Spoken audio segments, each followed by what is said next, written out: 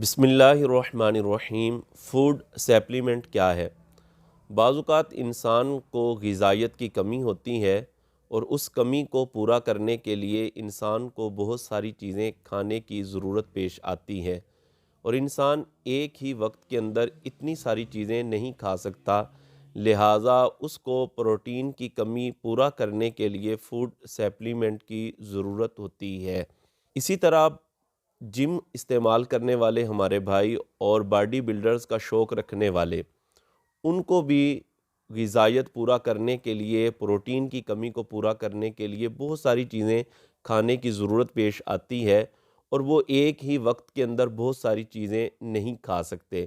لہٰذا اس ضرورت کو پورا کرنے کے لیے ان کو فوڈ سپلیمنٹ لینا پڑتا ہے تاکہ وہ اپنی غذائیت کو پورا کر سکیں، پروٹین کی کمی کو پورا کر سکیں۔ اب شرعی اعتبار سے آیا فوڈ سپلیمنٹ کا استعمال جائز ہے یا ناجائز؟ یہ بات یاد رکھیں کہ اگر فوڈ سپلیمنٹ کے اندر حرام کی آمیزش ہے تو پھر فوڈ سپلیمنٹ کا استعمال شرعی اعتبار سے جائز نہیں ہے، اور اگر فوڈ سپلیمنٹ کے اندر حرام کی آمیزش نہیں ہے، حرام کوئی چیز اس میں نہیں ملی ہوئی، تو پھر فوڈ سپلیمنٹ کا استعمال کرنا شرعی اعتبار سے جائز ہے، لیکن اس میں بھی طبی اعتبار سے اپنے ڈاکٹر سے مشورہ کر لینا چاہیے۔ یہ نہ ہو کہ فوڈ سپلیمنٹ استعمال کرنے سے بہت ساری بیماریوں کا سامنا کرنا پڑ جائے۔